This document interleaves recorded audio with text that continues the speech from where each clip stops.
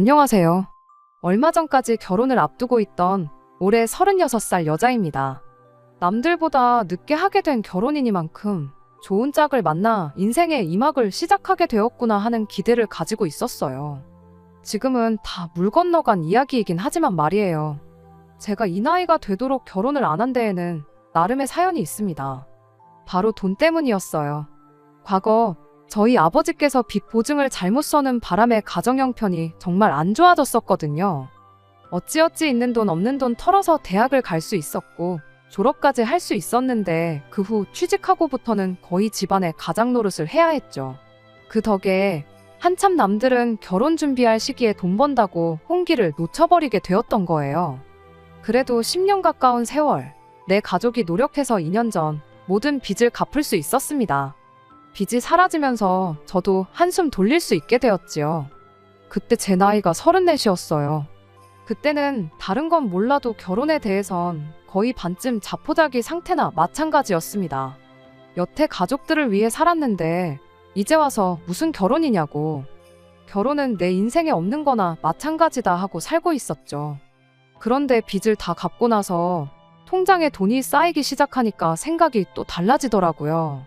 주변 친구들 중에 결혼을 안 한 친구가 단 한 명도 없었고 하나같이 다들 행복하게 가정을 꾸리고 사는 모습을 보니까 그게 그렇게 부러울 수가 없었어요. 그 생각은 점점 더 늦기 전에 결혼을 꼭 해야겠다는 생각으로 바뀌게 되었지요.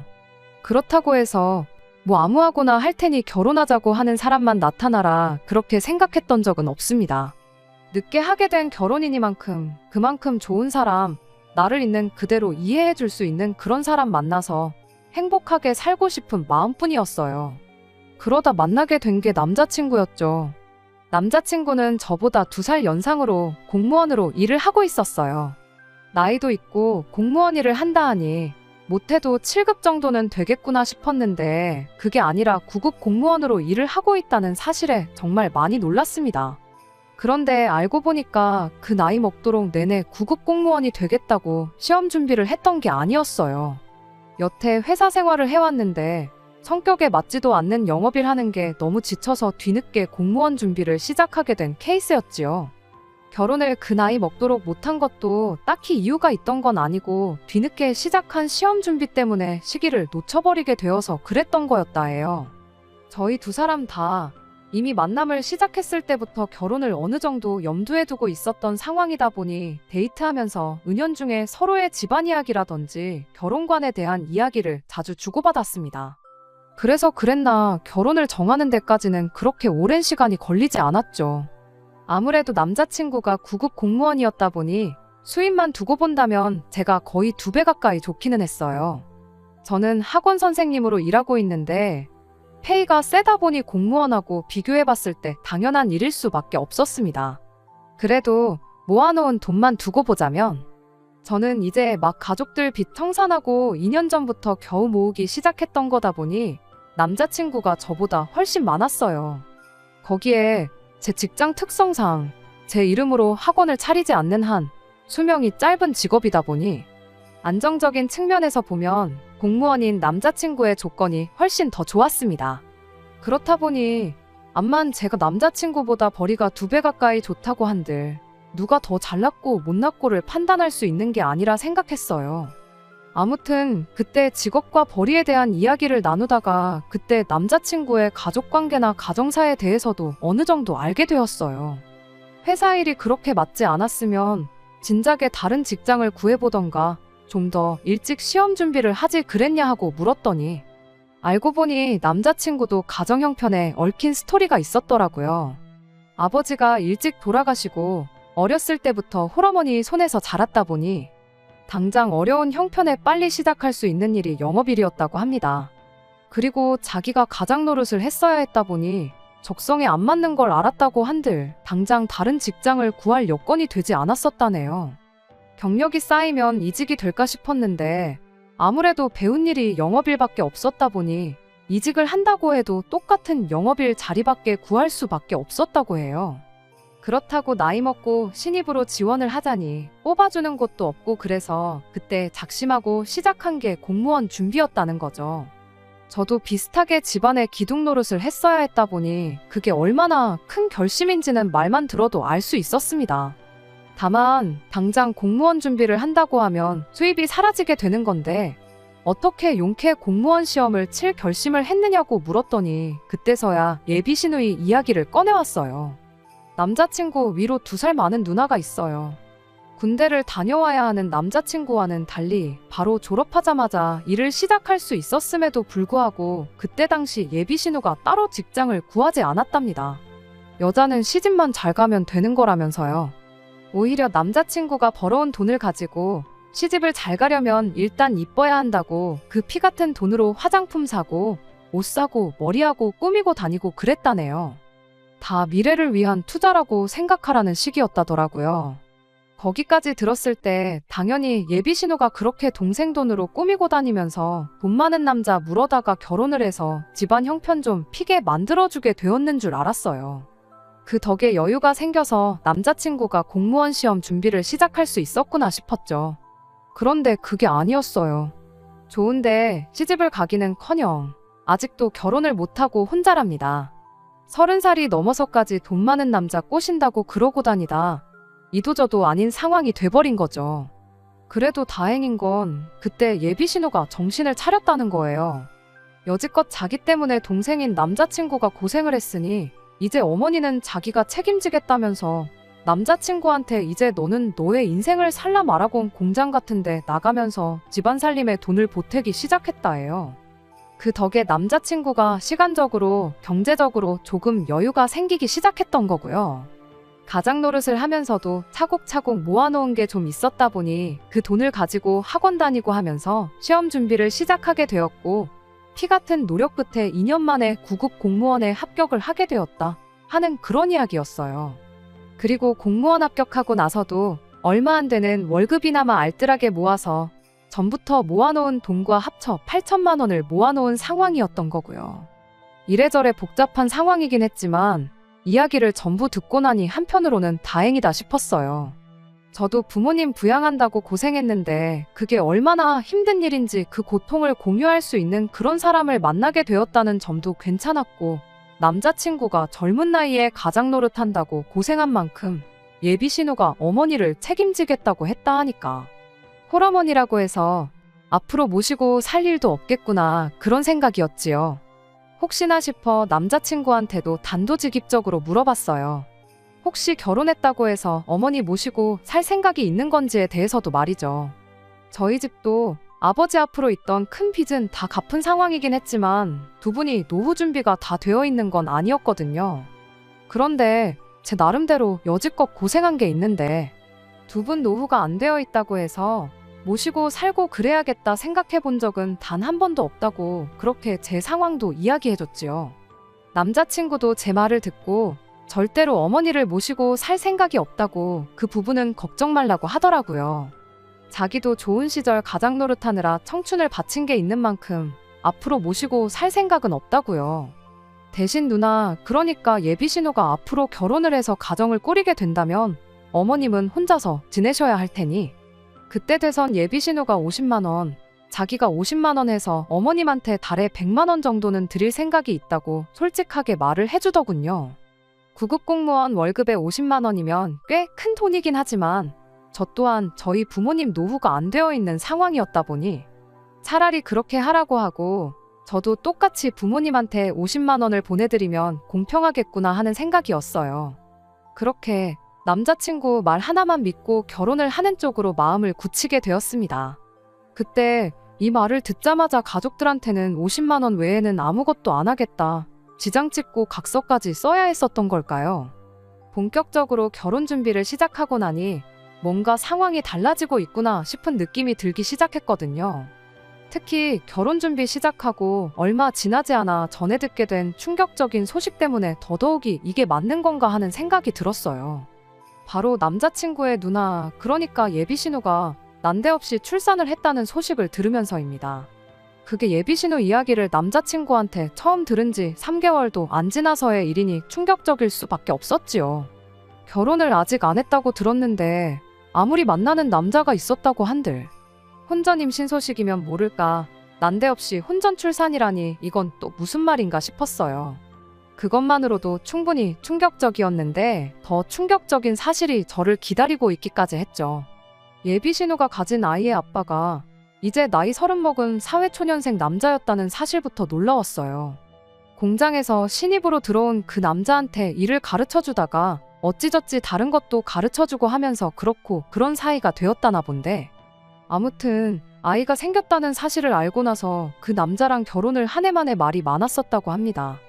그런데 남자 쪽 집에서 암만 아이가 생겼다고 한들 양육비를 내주면 내줬지 앞길 창창한 우리 아들을 마음먹은 여자랑 결혼시킬 생각은 추호도 없다고 들고 일어났다는 거예요.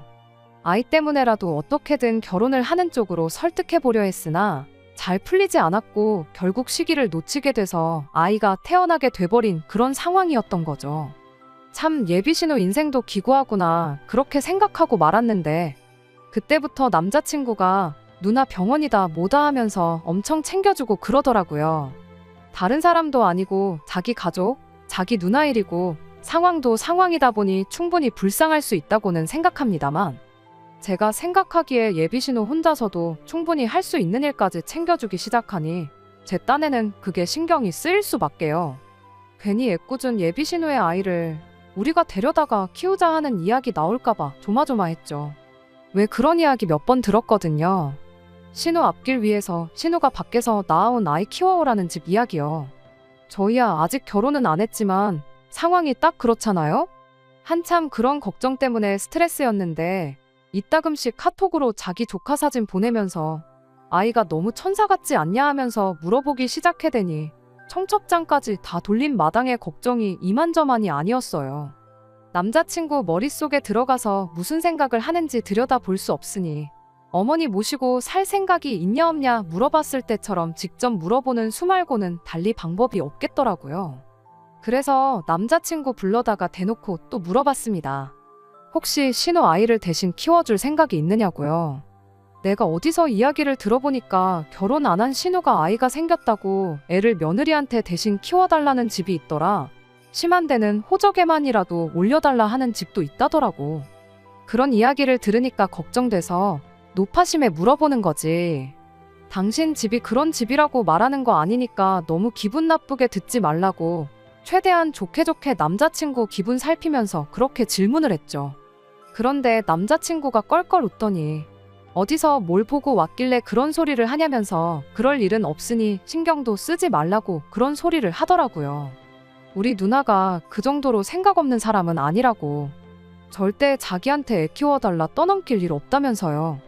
솔직히 집안 형편이 저런데 30살까지 인생 계획이 부잣집 남자 꼬셔서 결혼해가지고 인생 역전 하겠다고 일도 안 하고 놀러만 다닌 거 생각하면 이제 막 사회생활 시작한 30살짜리 직장 동료 꼬셔다가 애까지 만들고 집안 반대에도 어떻게든 결혼을 하겠다고 질질 시간만 끌다가 결국 출산까지 하게 된 거. 그거 두 개만 봐도 충분히 예비신우가 생각이 없는 사람인 것 같은데, 그래도 누나라고 다 생각이 있고 계획이 있는 사람이라며 싸고 드는 거 보니 참 가족은 가족이구나 싶더라고요. 그냥 노파심에 물어본 거라고 이야기를 하면서 재차 남자친구한테 확인을 했어요.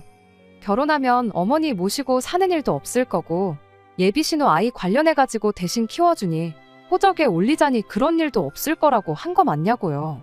그렇게 남자친구한테 몇 번의 같은 대답을 듣고 대화를 잘 끝내긴 했는데, 이게 말만 저렇게 한 거지 죄다 말장난이었다는 걸 얼마 지나지 않아서 알게 되었습니다. 그리고 그 결과는 당연히 파혼으로 이어지게 되었지요. 말씀드렸다시피 결혼식 날짜도 잡아놓고 청첩장까지 다 돌린 상황이었어요. 본식 빼고 모든 준비가 다 끝난 거나 마찬가지였는데 딱 하나 준비가 끝나지 않은 게 있었으니 그게 바로 신혼집 문제였습니다. 저희가 아무리 열심히 모았다고 한들 제 나이 36에 4천, 남자친구 나이 38에 8천이 전부였어요. 결혼식 비용 같은 거 제외하고 나면 사실 1억도 안 되는 돈이었는데 저희들 나이 생각해보면 터무니없이 적은 돈이었죠. 게다가 제가 학원 개업은 고사하고 이 선생님 일을 몇 살까지 더 하게 될지도 불확실한 상황도 있고 남자친구도 이제 9급 공무원 된 지가 2년 차밖에 안 되었다 보니 월급도 넉넉하다고 할 만한 정도가 아니거든요. 그런데 거기에 또 결혼하고 나면 양가 부모님 용돈으로 50씩 드리기로 했잖아요. 이미 월급이 들어오자마자 마이너스 100만 원 하고 시작하는 건데 다 늦어서 결혼한다고 경제적으로 여유가 있는 상황은 결코 아니었습니다. 그렇다 보니 신혼집을 구하는데 신중할 수밖에 없었어요. 괜히 욕심내서 감당도 못할 집을 사는 것보다야 10평 남짓한 구축 아파트를 하나 사더라도 투자 가치도 있고 실속 있는 그런 집을 찾는 게 최우선이었죠. 그런데 그런 집들은 하나같이 다 매물이 없더라고요. 요즘 1인 가구 수요가 늘어나서 작은 평수 집이 오히려 더 거래가 활발하다는데 아마 그 때문이 아닐까 싶었습니다. 그래서 결혼식까지 한 달 코앞에 다가와 있는 상황인데도 신혼집을 아직 못 구한 상황이 와버린 거예요. 그러다가 경기권이긴 하지만 서울에 인접해 있고 조건도 꽤 괜찮은 아파트를 하나 알게 되었습니다. 사이즈도 작고 지은 지도 좀 된 집이긴 하지만 주변에 대형계 바로제도 있고 해서 그래도 한 5년 정도 버티고 살고 있으면 그때쯤에는 돈이 좀 되지 않겠나 싶은 투자 가치까지 있는 집이었어요. 제가 일하는 학원과는 거리가 멀어서 출퇴근이 꽤나 힘들어지긴 하겠지만 남자친구의 경우에는 거리도 딱히 큰 문제가 없겠더라고요. 그 정도 단점은 충분히 감안할 수 있다 생각했고 여차하면 학원이야 그쪽 지역도 몇 개 있던데 아예 집 근처로 새로 일자리를 구해보는 것도 나쁘지 않다는 생각도 들었어요. 신혼집 구하는 게 워낙에 고역이었다 보니 제 마음속으론 거의 이 집에 신혼살림을 차리는 쪽으로 거의 마음을 정한 상태였습니다. 남자친구만 오케이 하면 바로 계약해서 대출 알아보고 고칠 거 고치고 곧바로 살림을 차릴 생각이었어요. 그런데 남자친구는 집을 구경도 안 해보고 싫다고 하더라고요. 경기도라서 엄청 멀게 느껴져서 그런 건가 싶어서 설득도 해봤죠. 지하철 노선도 켜다가 당신이 지금 어머님 집에서 직장으로 출근하는 것보다 내가 신혼살림 차리자는 그 집에서 직장으로 가는 게 훨씬 빠르다고. 10평 평수가 작게 느껴지긴 해도 당장 우리 둘만 사는 데는 충분하다고. 주변에 있는 재개발호재도 하나씩 찾아다가 다 보여주고 아주 열심히였습니다. 누가 보면 제가 그 집을 파는 영업사원인 줄 알았을 거예요. 그런데 끝까지 남자친구는 그 집이 마음에 들지 않는다며 실은 기색을 숨기지 않았어요. 하다 저도 답답해서 그럼 결혼식 한 달도 안 남았는데 어디서 지낼 거냐고 결혼식 올리고도 각자 부모님 집에서 따로 살림할 거냐고 그렇게 따졌더니 남자친구가 그러면 딱 일주일만 더 기다려보자고 하는 겁니다. 일주일 사이에 다른 더 좋은 매물이 나올 수도 있는 거 아니냐고요. 제가 알아온 집에는 일단 가계약금만 걸어놓자고 만약 일주일 뒤에도 다른 사람이 계약 안 하고 있으면 그게 우리 집이다 생각하고 자기도 더는 말하지 않겠다는 거예요. 그래서 그러자고 했어요. 그리고 부동산에 다시 찾아가서 남자친구는 모르게 그냥 계약금 걸어놓고 왔습니다. 일주일 내로 더 좋은 매물이 나올 리는 만무했고 제가 찾은 그 집은 정말 2번은 나오지 않을 좋은 매물이라는 확신이 있었거든요. 근데 그 사이에 누가 체각이라도 하면 정말 배가 아파서라도 몇 날 며칠 잠을 설치겠구나 싶은 생각밖에 안 들었었어요. 이걸 가지고 따지고 보면 저도 남자친구를 속인 거 아니냐 하시는 분들도 있으실 테지만 저야 두 사람의 더 좋은 앞날을 위해 그랬던 거지 말장난까지 해가면서 자기 혼자만 이득을 보겠다고 속인 건 아니니 차이점이 있다고 생각합니다. 그날 이후로 출근하고 퇴근하고를 반복하니 일주일 지나가는 거 얼마 걸리지도 않았어요. 당연히 좋은 매물이 나왔다는 부동산 연락도 없었고 인터넷 어디를 뒤져봐도 그 집 이상의 가치를 하는 집은 나오지 않았습니다. 다음 날이 약속한 일주일의 마지막 날이어서 미리 계약금 걸어놓은 사실도 말해주고 신혼집도 그 집으로 정하자고 아예 단판을 지어야겠다 싶었어요. 그렇게 남자친구한테 만나자고 연락을 했더니 아니나 다를까 남자친구가 자기가 먼저 연락하려고 그랬다며 내일은 밖에서 만나지 말고 자기 집으로 오라더라고요. 겸사겸사 예비신우 인사도 시켜주고 조카도 보여주고 그러겠다면서요. 그날까지 제가 예비신우에 대해서 말만 들었었지 직접 만나본 적은 없었거든요. 뭐 그때야 남자친구가 무슨 꿍꿍이 속이 있어서 저를 집으로 불러내는 건가 하는 생각은 하지도 않았어요. 이미 예비신우와 그 아이 관련해서 남자친구하고는 이야기도 다 끝난 상황이었고, 어머니도 모시고 살 생각 없고 용돈 50만 원 드리는 걸로 끝내자고 다 이야기가 되어 있던 상황이었으니까요. 그때까지 출산이다, 몸 추스린다 어쩐다 해서 예비신우를 직접 만났던 적이 없었으니까 이제 시간이 돼서 겸사겸사 인사나 시켜주려는 건가 보다 하고 가벼운 마음으로 남자친구 집에 찾아가기로 했어요. 그래도 빈손으로 가기는 뭐해서 과일 이것저것 사가지고 들고 갔죠. 어머님이 과일을 좋아하시는데 작년부터 과일값이며 물가가 너무 올라가지고 올해는 과일 구경도 못 해봤다길래 그거 생각해서 종류별로 잔뜩 사가지고 찾아갔어요. 집에 도착해서 문 열고 들어가니까 남자친구가 자기 조카를 안아들고는 이제 왔냐고 저를 반겨주더라고요. 애를 안아들고 있는 꼴을 보니 엄청 어색한 게 자기 조카 이쁘다고 해서 집에서 따로 애를 봐주고 그러는 것도 아니겠구나 싶었어요. 오히려 안심이었죠. 내가 예비신우라도 저렇게 뭐래도 어설픈 사람한테 내 자식을 맡기고 싶은 생각은 안 들겠구나 싶었거든요. 말씀드린 대로 그날이 예비신우를 처음 본 날이었는데 나이가 40인 게 안 믿겨질 정도로 예쁘긴 하더라고요. 괜히 부잣집 남자 만나겠다고 그러고 다녔던 게 아니었구나 싶었어요. 놀러 다니는 거 좋아한다길래 엄청 말 많고 부침성 좋은 성격이라고 생각했는데 딱히 말수도 없고 조용하니 앞으로 친하게 지낼 수 있을지는 모르겠어도 결혼하고 나서 부딪힐 일은 없겠구나 하는 생각이었어요. 어머님이야 진작에 인사드리고 상견례도 하고 다 했으니 뭐 말할 것도 없었고요. 그렇게 꽤나 좋은 분위기 속에 집에서 식사를 마쳤고 예비신우가 직접 가서 제가 사온 과일도 깎아가지고 오고 그랬어요. 사소한 거지만 그래도 나한테 안 시키는 거 보니까 결혼하고 나면 시댁 식구들 때문에 무슨 문제가 생길 일은 없겠구나 싶었습니다. 그때까지만 해도 그렇게 좋은 생각들만 하고 있었죠. 대충 자리가 마무리되어가는 가운데 저는 말 꺼낼 타이밍만 기다리고 있었어요. 계약금을 상의 없이 걸어놓은 게 제 발 저리긴 하더라고요. 암만 좋은 의도로 그랬다고 한들 가족들 다 있는 자리에서 내가 약속 안 지키고 거짓말했다고 말을 꺼내는 것 같아 조심스러울 수밖에 없었어요. 이제 서로 할 말도 떨어져서 정적이 이어지는 가운데 남자친구가 난데없이 우리 집이 어떠냐고 묻더라고요. 무슨 질문인지 눈치를 못 채고 있으니 뭐 바뀐 거 없냐고 하길래 구석구석 돌아보니 처음 인사드리러 왔을 때랑 조금 달라져 있다는 걸 알게 되었어요. 기껏해야 도배랑 장판 정도지만 집이 전반적으로 환해졌더라고요. 벽지 안이나 가구 뒤쪽으로 묵은 곰팡이가 있을 수도 있고 아이가 생겼으니 그런 것 때문에 바꿨나 보다 그런 생각이었어요. 동시에 이런 걸 왜 물어보나 싶기도 했죠.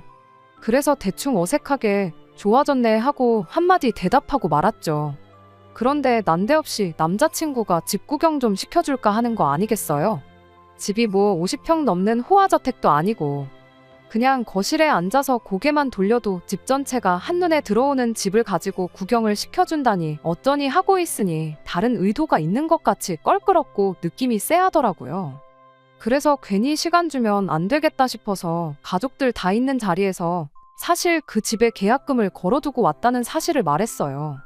아마 그럴 리는 없겠지만 어머님이나 예비신우가 혹시나 중간에서 내 결정이 틀린 게 없다고 내 편을 들어줄 수도 있지 않겠나 하는 생각도 있었죠. 그런데 남자친구가 그걸 상의도 없이 너 혼자 그렇게 결정하면 어떡하냐고 따지더라고요. 그래서 제가 말했죠. 어차피 일주일 지나서 다른 좋은 매물이 안 나오면 그 집에 신혼살림 차리는 걸로 하지 않았냐고요. 약속한 일주일은 다 지났고 다른 매물 나온 것도 없지 않냐고. 놓칠 수도 있었던 좋은 집 붙잡아 놓은 건데 오히려 다행인 거 아니냐 하고 되물었어요. 그런데 남자친구가 좋은 매물이 없긴 왜 없냐면서 돈 한 푼 안 들이고 좋은 집 구할 수 있다고. 괜히 상의도 없이 저 혼자 결정해서 아깝게 계약금만 날려먹게 생겼다면서 짜증을 내더라고요. 돈 한 푼 안 들이고 좋은 집을 구할 수 있다는 게 무슨 소리냐고 따지니 저보고 따라와 보라 하더니 안방문을 활짝 여는 겁니다. 분명 이전에는 어머님이 쓰시던 방이었는데 문 안쪽으로 보이는 방 안에는 가구 하나, 먼지 한 톨 없는 깨끗한 빈 방이 되어 있었어요. 안 좋은 예감은 틀리는 법이 없다더니 돈 한 푼 안 들이고 구할 수 있다는 좋은 집이 뭘 두고 하는 소리인지 대번에 알겠더라고요. 그래서 남자친구한테 지금 이게 뭐 하자는 짓이냐 하고 물었어요. 남자친구는 뻔뻔하게 뭐가 문제냐는 듯한 말투로 대답을 해왔습니다. 방 크기만 두고 보면 제가 계약했다는 그 집과 비교했을 때 그렇게 크기 차이도 나지 않는다고. 둘이서 사는데 집 크기가 뭐가 중요하겠냐며 그 말을 제가 먼저 하지 않았냐는 거예요. 혹시나마 예비신우나 예비시모가 정상적인 사고를 가지고 있어서 집을 미리 계약했다는 이야기를 꺼냈을 때 제 편을 들어줄 수도 있지 않을까 생각했던 제가 바보였지요. 방까지 비워놓은 걸 보니 두 사람도 한통속이라는 소리인데 그 상황에 두 사람 기분 상하지는 않을까 걱정할 것도 없겠고 그냥 해야 할 말은 해야겠다는 생각뿐이었습니다. 그래서 그 인간한테 바로 말을 꺼냈죠. 집 크기가 중요한 게 아니고 당신이 먼저 어머님 모시고 살 생각 없다고 말했고 당신 누나 아이랑 연관되는 일 하나도 없게 하겠다고 약속하지 않았냐고요. 그랬더니 자기는 말 바꾼 거 하나 없다는 겁니다. 한 집에 살자고 방까지 비워놓았는데 말 바꾼 게 없기는 뭐가 없냐고 바로 따졌는데 남자친구는 이미 만반의 준비를 하고 이날만 기다리고 있었는가 봐요. 어린 반푼어치도 없는 소리를 미리 제 반응을 예상하고 연습이라도 한 건지 그럴싸하게 청산유수처럼 뱉어내기 시작했거든요. 일단 어머님을 모시고 사는 게 아니랍니다. 일단 어머님이 전세 계약을 먼저 해지하고 보증금 돌려받으면 자기가 모아놓은 돈으로 이 집을 전세 계약을 할 계획이라는 거죠. 그렇게 되면 실질적인 집주인은 자기가 되는 거 아니겠냐는 거예요. 어머니는 이 집에 방 한 칸 얻어 살면서 우리 맞벌이 하러 나간 동안 집안일도 해주고 시간 나면 예비신우애도 봐주시고 할 거라는 겁니다. 어머님이 집안일 대신 해주는 그 노동력을 월세 대신 받는 셈 칠 거라나요. 그러니까 말인즉슨 어머니가 내 집에 새들어 살게 되는 거니 따지고 보면 모시고 사는 게 아니라 어머니가 우리 집에 얹혀 살게 되는 거나 마찬가지라는 거죠. 거기에 또 이렇게 되면 자기는 또 어머님한테 용돈 드리기로 했던 거 그거 안 드려도 되는 거 아니겠냐대요. 매달 50만 원씩 못해도 20년은 드렸어야 할 텐데 그걸 따지고 보면 딱 지금 우리 모아놓은 돈만큼은 된다는 겁니다. 그게 결과적으로는 돈 한 푼 안 들이고 집을 구하는 거나 마찬가지라는 소리였지요. 또 같이 한 집에 산다 뿐이지 우리가 누나 애를 대신 키우자는 것도 아니지 않냐는 거예요. 누나가 누나 애를 직접 키우는 거고 어머니가 도와주시기까지 하니 우리는 조카 관련돼서 뭐 해야 할 일 아무것도 없다는 소리였죠. 그러니 자기는 말 바꾼 적이 없다는 거예요. 모시고 사는 게 얹혀 사는 게 되고 애는 애엄마가 직접 키우는 꼴이니 자기가 했던 말에 거짓이 하나 없다고 하는데 말장난을 해도 정도가 있지 어이가 없어서 뭐라 따지고 싶은 생각도 들지 않았어요. 그냥 그 길로 제 짐 챙겨서 자리에서 일어났습니다.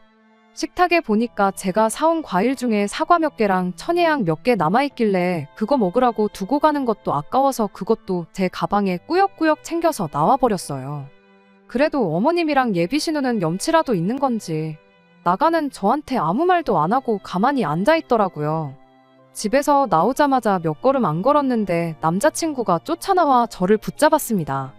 그 와중에도 미안한 거보다 가족들 앞에서 뭐 하는 짓이냐고 자기 체면을 찾고 있는데 참 결혼식 3주 앞두고 이런 사람이라는 걸 알게 된 게 오히려 다행이구나 싶은 생각 말고는 다른 생각이 들지 않았어요.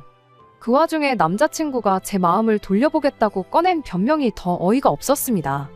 누나 아이 태어나는 거 보고 몸조리 한다고 며칠 알아놓은 거 보니까 갑자기 집안 가장 노릇하면서 없어질 뻔했던 효심이 살아났는가 봅니다.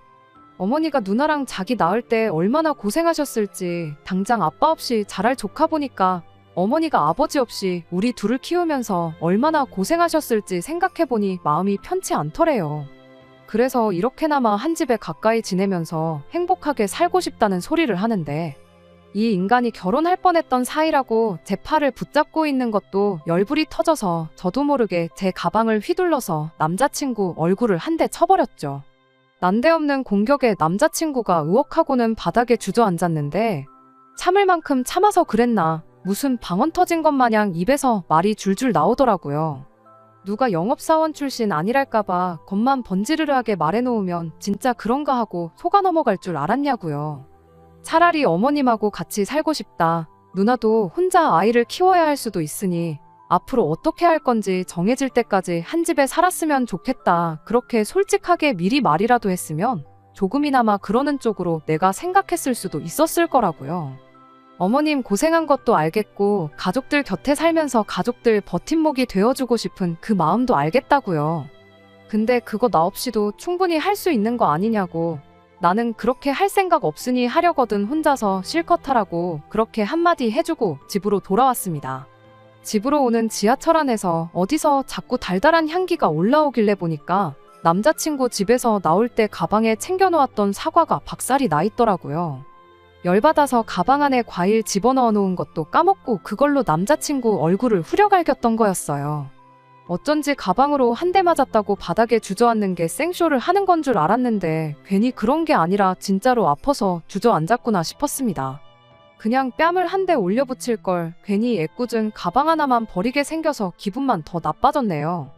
아무튼 그 후로 남자친구 어머니한테도 연락이 오고 남자친구한테도 몇 번의 연락이 더 왔어요. 마지막으로 온 게 예비신우한테서 온 연락이었습니다. 혹시 자기라도 같은 집에 안 살면 동생 용서해주고 그냥 결혼할 생각은 있느냐고 저한테 단도직입적으로 물어오더군요. 언니라면 그렇게 하시겠냐 되물었더니 아무 대답도 못하고 가만히 있길래 그냥 그대로 전화 끊어버렸습니다. 결국 결혼식 3주 앞두고 그렇게 파혼을 하게 되는 결말을 맞게 되었어요. 그래도 안 좋은 일만 있는 건 아니었습니다. 계약금 500만 원 걸어둔 거 날려먹게 돼서 아깝다는 생각이었는데 문득 생각해보니 그냥 이참에 저도 굳이 결혼할 때까지 부모님하고 같이 사는 게 아니라 이참에 독립을 하는 것도 나쁘지 않겠다는 생각이 들었어요. 어찌 보면 남자친구도 계속 가족들하고 붙어 지냈다 보니 마지막에 다시 가족들이 눈에 밟히게 돼서 그런 결정을 내렸을 수도 있겠다는 마음도 조금이나마 있었거든요. 나중에 혹시라도 다른 사람이 나타나 결혼을 하게 된다거나 하면 그 상대방이 제가 남자친구한테 느꼈던 감정을 고스란히 느낄 수도 있겠다는 생각이 드니 그냥 계약금까지 걸어놓은 김에 독립을 하는 게 좋겠다 싶어서 대출받아 그 집을 제 집으로 만들었습니다. 집에 기운이 좋은 건지 이사 오자마자 좋은 일도 몇 개 생겼어요. 출퇴근 거리가 너무 멀어진 걸 고려해서 직장을 옮기게 되었는데 새 학원에서 저를 좋게 봤는지 부원장 자리를 제안해왔거든요. 월급이 엄청 늘어나는 것도 아니고 학원 규모도 더 작다 보니 벌이는 조금 줄어들기는 했지만 당분간은 언제까지 이 일을 할 수 있을까 고민할 일은 사라졌으니 참 다행이다 싶네요. 어쩌면 저한테 결혼은 평생 없는 일이나 마찬가지일 수도 있겠다 싶어요. 남들 다 하는 결혼이니까 나도 해야겠다는 생각으로 괜히 급하게 결혼하려다 내 인생 망칠 뻔했는데 앞으로 어떤 인생이 펼쳐질지는 모르겠지만 쓸데없는데 조바심 내지 않고 모든 일을 다시 천천히 생각하는 시간을 가져볼까 합니다. 남자친구가 지금 어떻게 지내는지 궁금하지는 않지만 그놈의 효자 노릇은 말했던 대로 잘하고 있는지 그거는 조금 궁금하긴 하네요. 끝까지 들어주셔서 감사합니다. 오늘의 사연은 여기까지입니다. 구독과 좋아요, 알람 설정 부탁드리고 더 좋은 사연으로 다시 찾아뵙겠습니다. 감사합니다.